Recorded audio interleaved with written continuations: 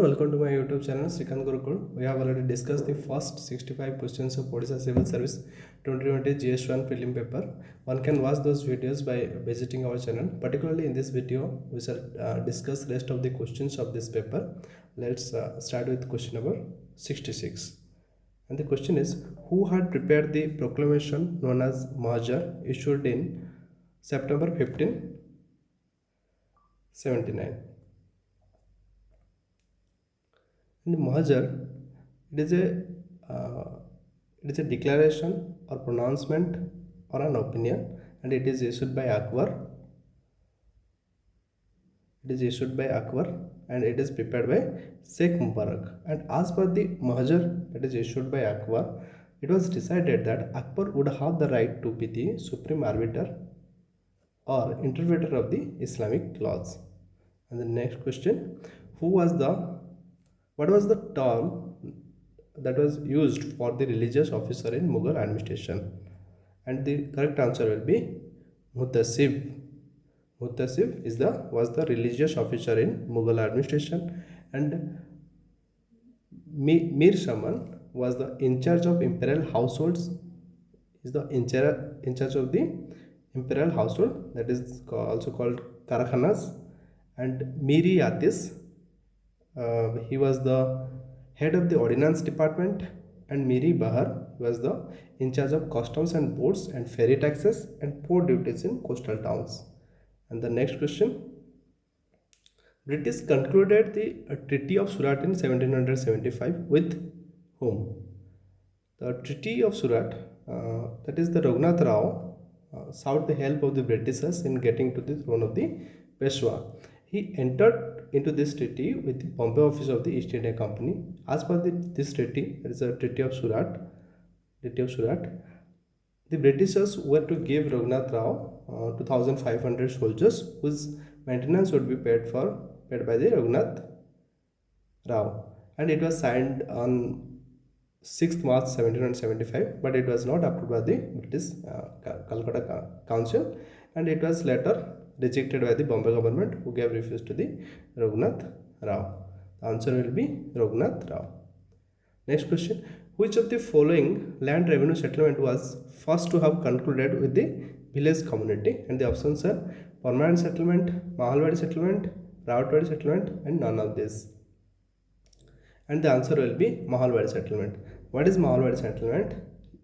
In case of Mahalwadi settlement, the land revenue was collected from the farmers by village headman on behalf of the whole village, and the entire village was converted into one bigger unit called Mahal, and it was treated as one unit for the payment of the land revenue, and it was the first to have concluded with the village community.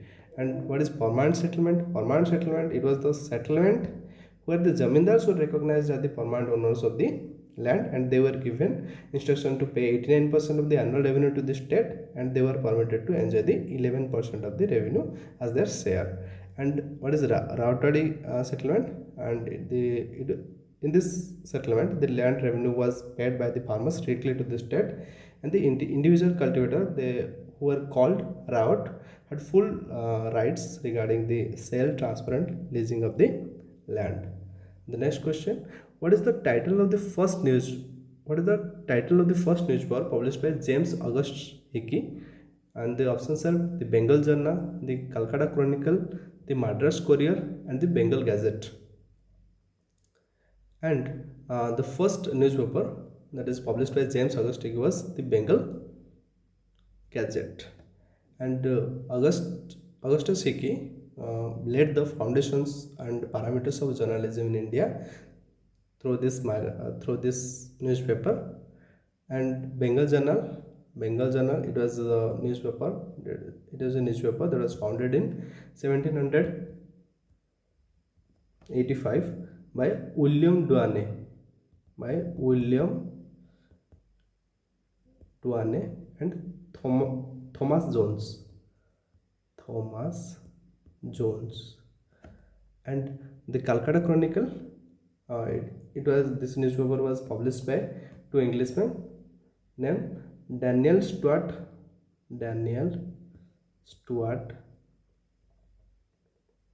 and Joseph Cooper. And Joseph Cooper.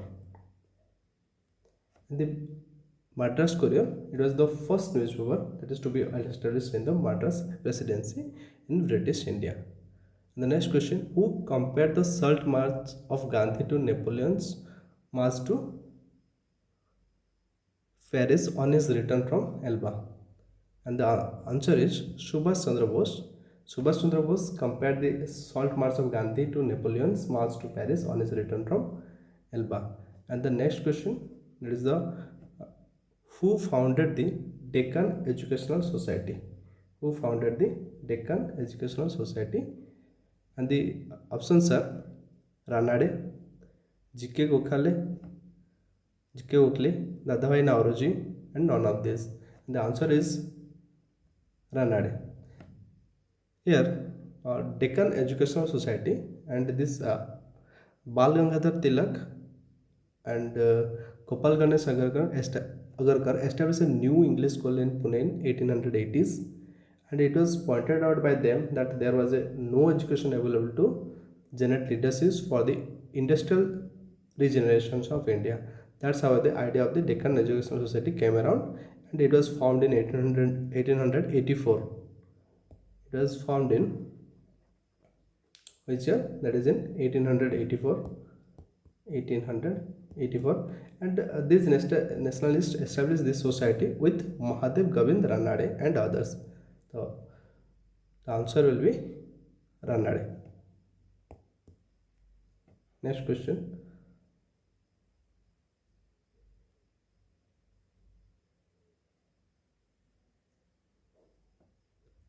who was the chairman of the first famine commission in 1880?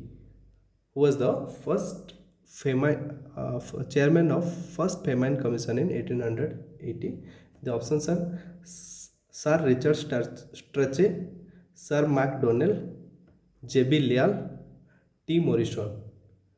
And the first famine commission that was set up in 1878, 1878 under the chairmanships of Sir Richard Strachey. The answer will be Sir Richard Strachey. And the commission, the first famine commission that recommended the state interference in food trade. The first famine commission that recommended the interference state in food trade in the event of famine. And in the second famine commission, it was set off in 1897 under the chairmanship of Sir James Lyall. So second famine commission that was under the chairmanship of Sir James Lyall, and he recommended the development of irrigation facilities.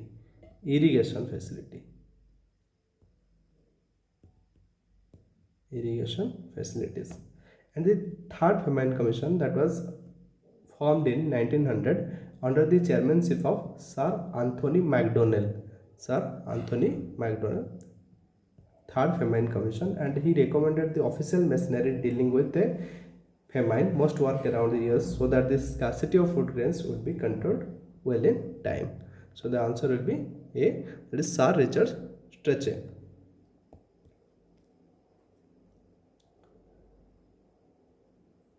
Next question: the Middle Himalayan range originated in which of the following?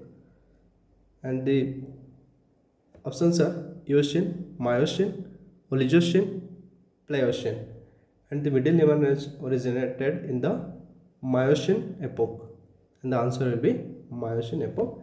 And the Middle Himalayan range, it is between the Sibalik and the Greater Himalayas, and it is also called the Lower Himalaya. Next question: which of the following is not an example of the block mountain? And the options are Bhojes Mountain, Western Ghats Mountain, Salt Range, Sierra Nevada. And the answer is Western Ghats Mountain, which is not an example of block mountain. So what is block mountain? A block mountain are formed when two tectonic plates move away from each other, causing cracks on the surface of the earth. They represent the upstanding parts of the ground between two faults or on either side of the rift valley, and these are found in all the continents.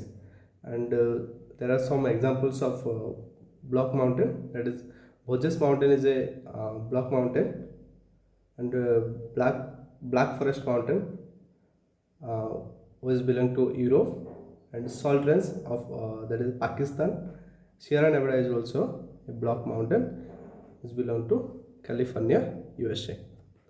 The next question: which of the following tributaries of Indus River emerges from the Pir Panjal range? And the options are Satluj, Ravi, Chenab, Jhelum. And the answer is Jhelum. The Jhelum River, which originated from a spring at Behrinag, which is situated at the foot of the Pir Panjal, and the river Satluj. It originated from close to the lake Rakstal in Tibet, in the vicinity of the Kailas mountain range. And the river Ravi, it originates in the Himalayas in the Multan Tehsil of Kangra district of Himachal Pradesh.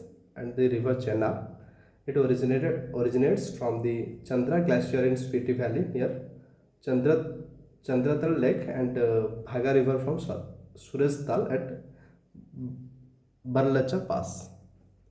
And which of the following pairs is not correctly matched? And the options are stack and sea waves, Bajra and winds, came and rivers, lapis and groundwater.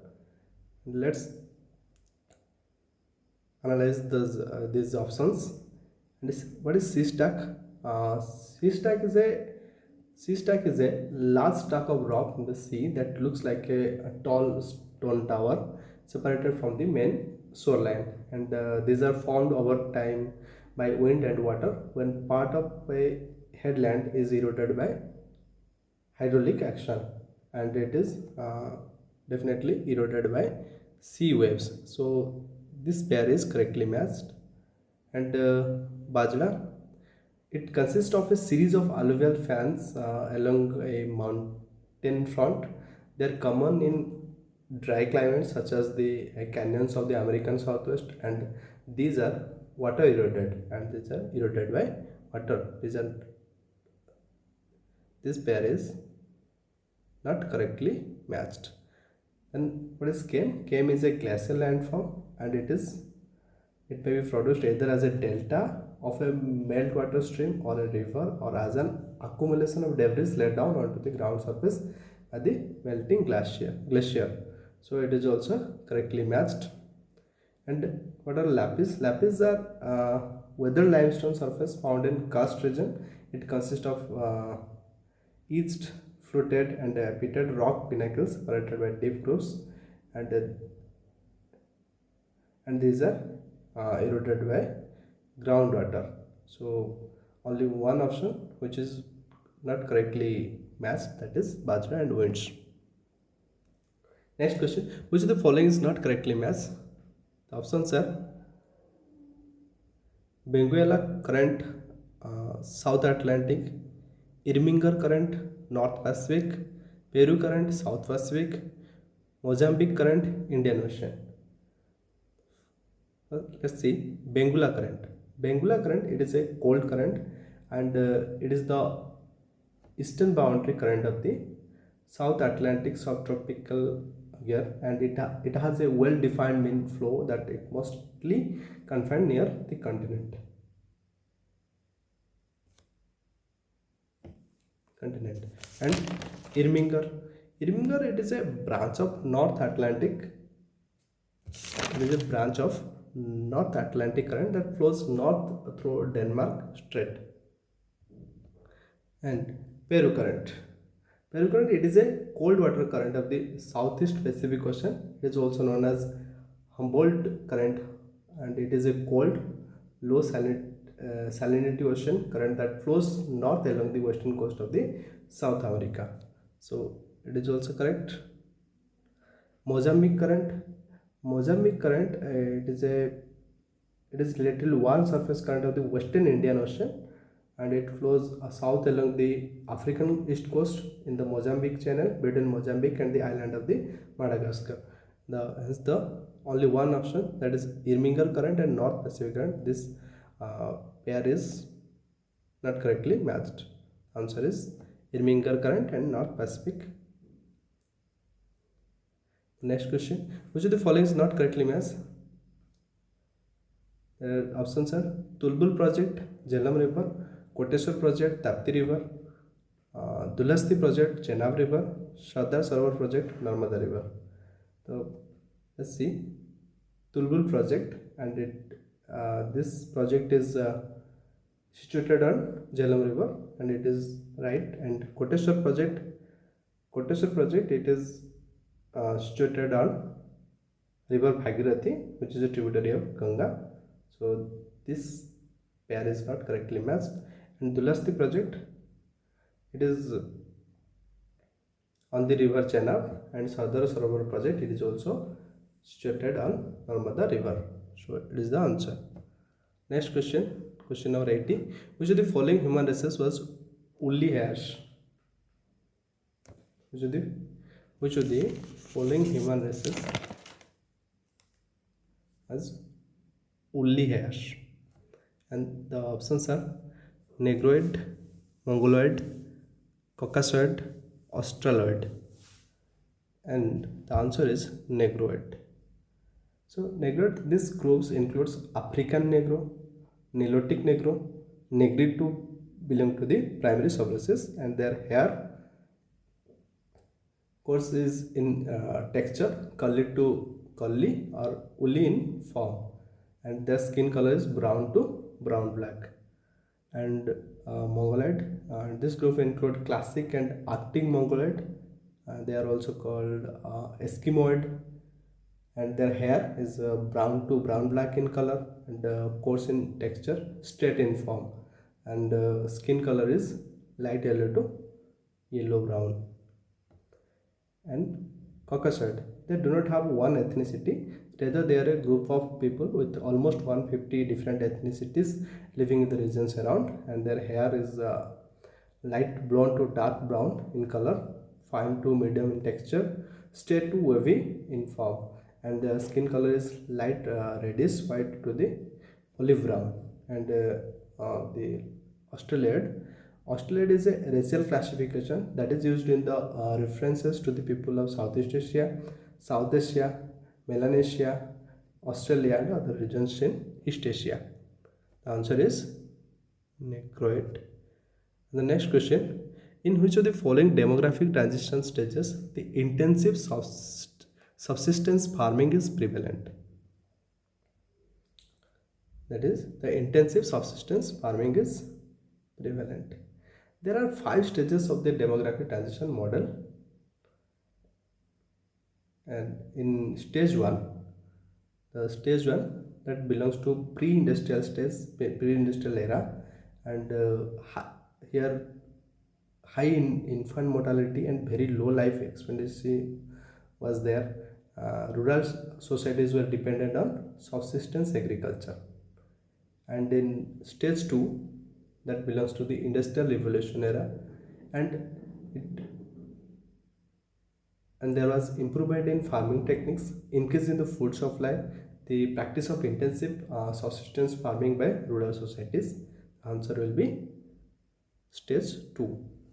And in stage 3, it belongs to the post-industrial revolution era, and here the mechanization of the farming and the increase in production of crops for sale, better irrigation facility was there. And in case of stage 4, and it is more stabilization stage, and there was innovation in agriculture to feed the increasing population. Birth control was widely in exercise. Both birth and death rates are low. And in stage 5, it is also known as the declining population stage. Here the birth rates may drop to well below replacement level. Death rates increase because of bad lifestyles, diseases like obesity, stress, and diabetes. As the answer is stage 2. And question number 82: It is 12 noon at Greenwich. What will be the time at a place situated at 60 degree east longitude?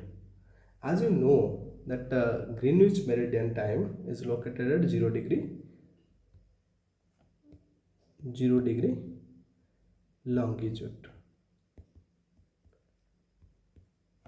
And when you move towards the east of the GMT, it takes 4 minutes to cross each degree of sorry each degree of longitude. It is the time taken to cross 1 degree east longitude. It takes more 4 minutes, and 1 degree west longitude it takes minus 4 minutes. It means when we move towards the east of the GMT, time increases, while when we move towards the west of the GMT, time decreases. So as given, that is your time at GMT is 12 noon, and the place was the place situated at 60 degree east longitude. And from the above, from the concept, we know that 1 degree east longitude equal to 4 minutes ahead. Therefore 60 degree east longitude equal to 4 into 60, that is 240 minutes ahead. Here 240 minutes means 4 hours, and the required time, that is at the given place, that is at the 60 degree east longitude, is 4 p.m. and the answer will be 4 p.m. Next question: what is the significance of Dakhin Gangotri? Dakhin Gangotri is the first Indian scientific research base station, and it was established with the help of the Indian Army in Antarctica as part of the third Antarctic program in 1983-84. And the National Center for Antarctic and Ocean Research controls the Antarctic program, and it is located at 2000 kilometers out from the South Pole in the western part of the semester oasis. And the answer will be, it is a scientific base station in Antarctica. The next question: in India, El Nino is very often associated with which of the following? El Nino, that means lesser than average rains for India, and it refers to the large scale ocean atmosphere climate interaction linked to periodic warming in sea surface temperature across the central and east central equatorial Pacific. It is associated with high pressure in western Pacific, and it adversely impacts the Indian monsoon and hence agriculture in India. And the answer will be, that is the option B, that is a bad monsoon weather with a low rain and crop failure. Next question: in atmosphere, which of the following carries the ozone layer? The layers of Earth's atmosphere from surface, that is troposphere, then stratosphere, then mesosphere, then thermosphere, then exosphere. And the stratosphere is the second layer of the atmosphere that is found over the troposphere, and it extends up to a height of 50 km from the Earth's surface. And this layer is almost free from clouds and associated with weather phenomena. And the ozone layer is found in this layer, that is stratosphere. Next question: which of the following is a predominant species of the deciduous forest of Odisha? The options are mahogany, redwood, sal tree, teak. As per the Odisha Forest Survey Report 2019, sal and its associates are the major tree species in Odisha forests. The answer will be sal. And the forest area, the recorded forest area of the state, that cover 39.31% of the total geographical area of the state. The next question is question number 87.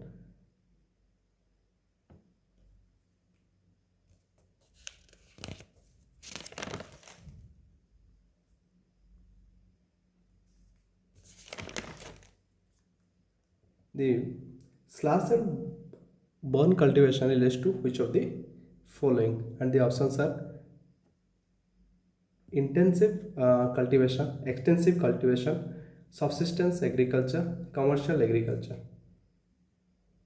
So the answer is subsistence agriculture. Answer is subsistence agriculture. And then in case of subsistence farming, all crops are raised to sustain the family and rarely produces surplus to sell or save for future.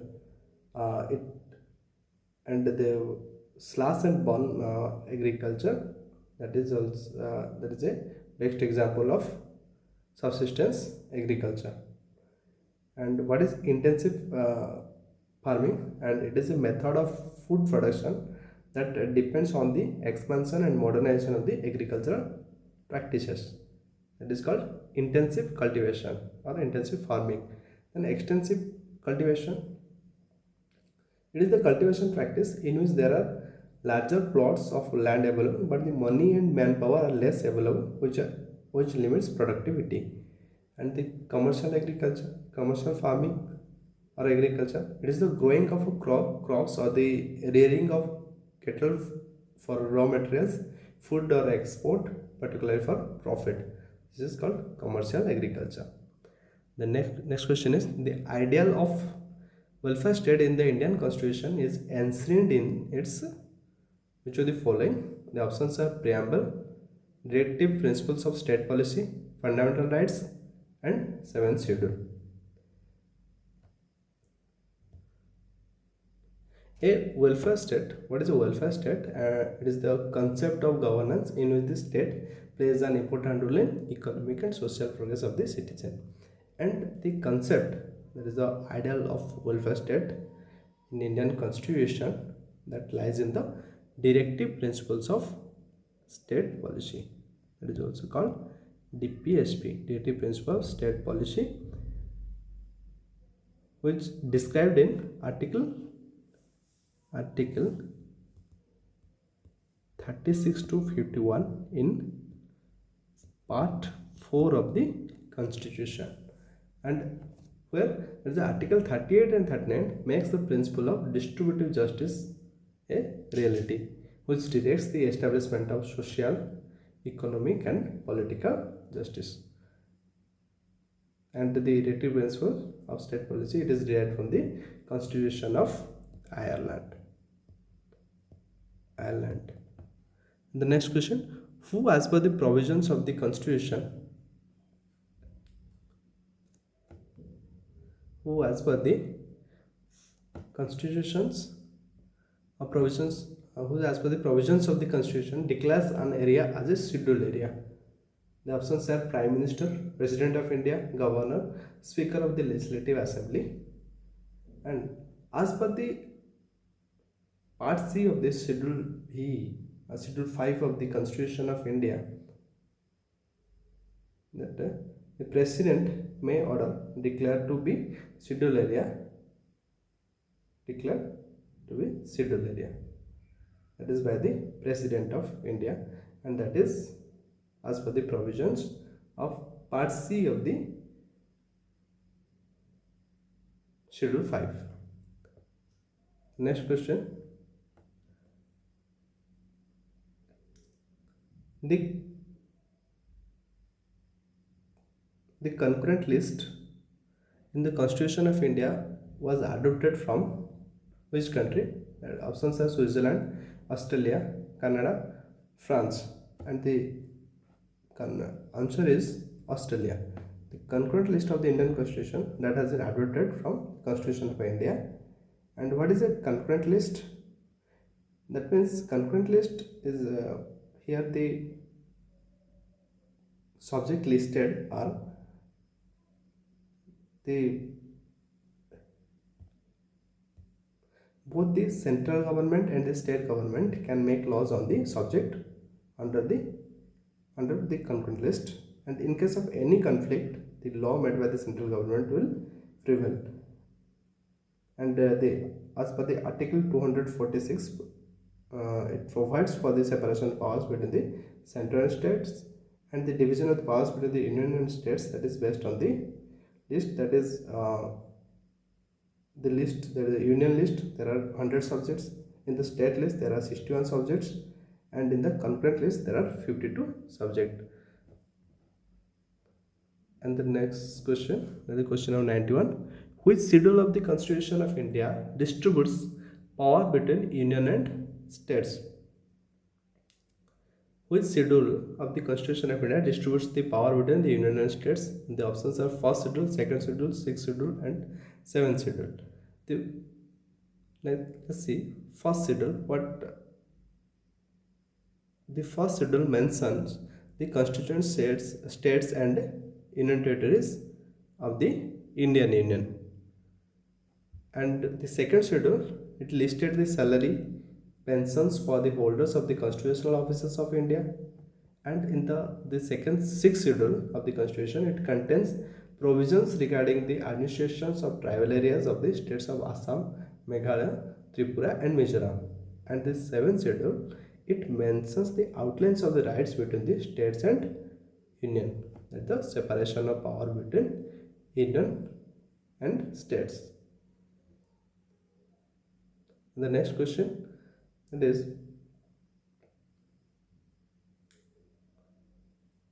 mandamus is a writ issued by the apex court. That is, mandamus, it means we command, and it is issued by the court to direct a public authority to perform the legal duties which it has not or refused to perform. That is, it can be applied against a public official, public corporation, tribunal, interfere court, or the government. It cannot be applied against a private individual or body, the president or governor of states, or against a working chief justice. Hence the options A, that is the asking public officials or any authority to perform legal duties. So it will be the right answer.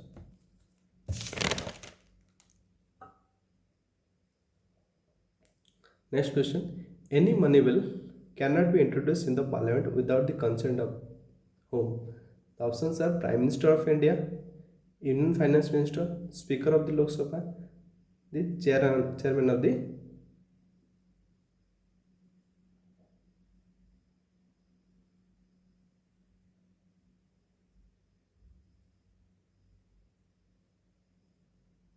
So the answer is the President of India.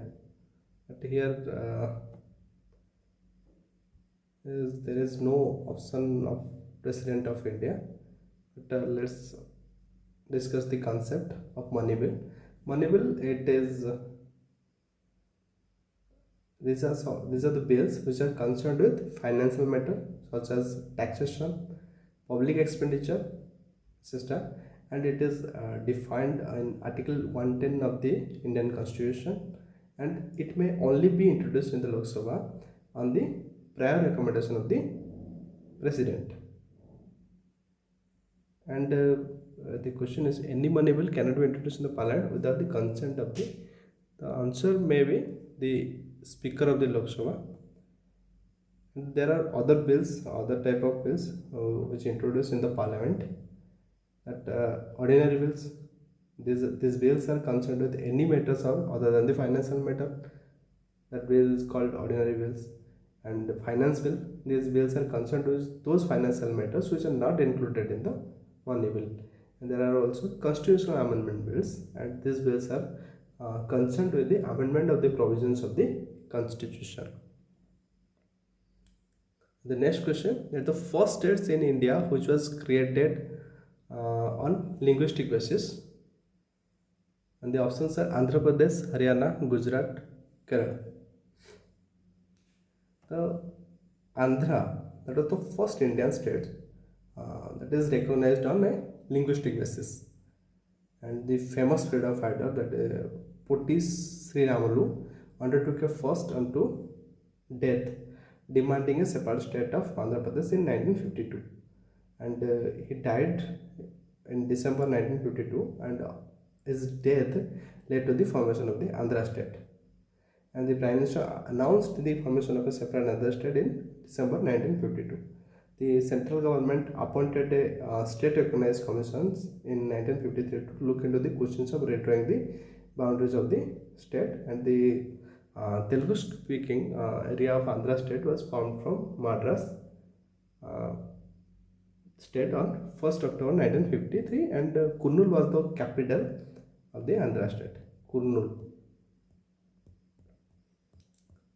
And after the formation of the Andhra state in 1950, and it was changed to Andhra Pradesh in 1956. The name was changed in 1956 to Andhra Pradesh, and the answer will be Andhra Pradesh. The next question: the right to education for all between 6 and 14 years of age has been included as a fundamental right in the year in which year? The options are 1998, 2001, 2002, 2000. And the correct answer will be 2000, because it was included in the constitution through 86th amendment act of 2002.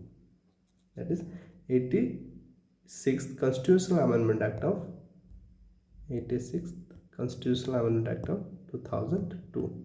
And the right to education for all between 6 and 14 years away has been included as Article 21A of the Fundamental Rights in the Constitution of India, that is in 2002. It provides free and compulsory education of all children in the age group of that is 6 to 14 years as a fundamental right. The next question is: one of the following now is not a department of the financial ministry.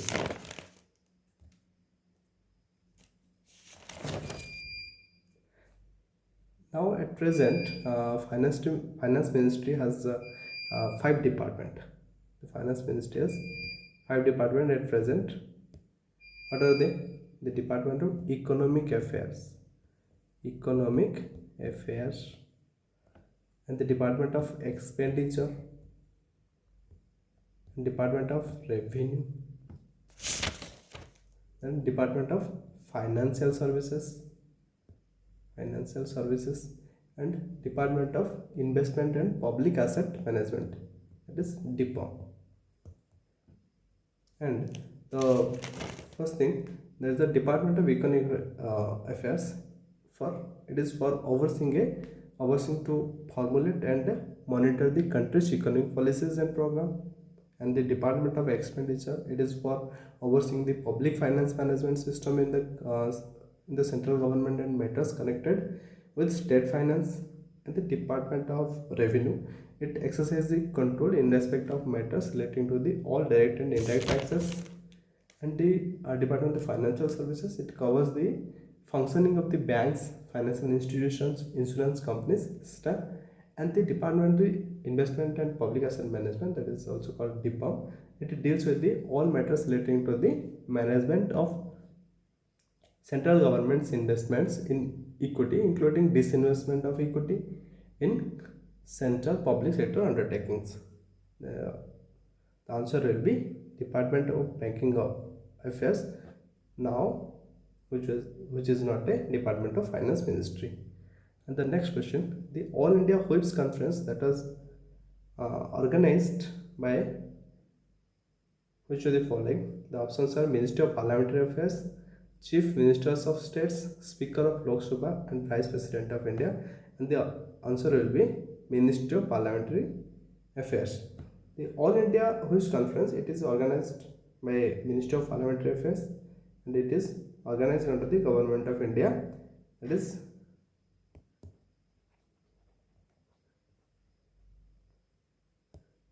Government of India. Allocation of business rules 1961. And the first All India Whips Conference, that was held in September 1952 at Indore. And what was the purpose of this conference? That is to discuss various aspects of parliamentary democracy and to come out with some concrete resolution for the people of the country to solve them better. And the aim of the conference is improving the functioning of the parliament and state legislatures. The next question, that is the question number 98. The purpose of Uniform Civil Code incorporated in Article 44 of the Indian Constitution is for which of the following? That is for national security, cultural integration, national unity, welfare minorities. So the Article 44 of the DPSP that states that the states are endeavor to secure a uniform civil code for the citizen throughout the territory of India, and this code calls for the formulation of one law for India which would be applicable to all religious communities in matters such as marriage, divorce, inheritance, adoption. So the option that is national unity will be the right answer. Policy as a rational choice in competitive situation is guess. The options are game theory, rational theory, group theory, systems theory. And the answer is rational theory. And what is a rational theory? It describes rational theory. It describes how the governments, while making policies, use facts, reports, and information, analyze them, and follow a step-by-step procedure to take decision regarding the policies. That is called rational theory. And system theory, it is what is system theory? It is the policy that the response of the political system to meet the changing demands and desires of the people. And the group theory, it is seeks to maintain equilibrium in society and balances the interest of various groups. Okay. And the what is game theory? It is it works to come up with situation solutions regarding social situation that arise among various actors and strategically produces an optimal decision for those competing actors. And the next question, that is the last question. Keeping control over delegated legislation is the power of which of the following? That is Rajya Sabha, Lok Sabha, Prime Minister, and Supreme Court.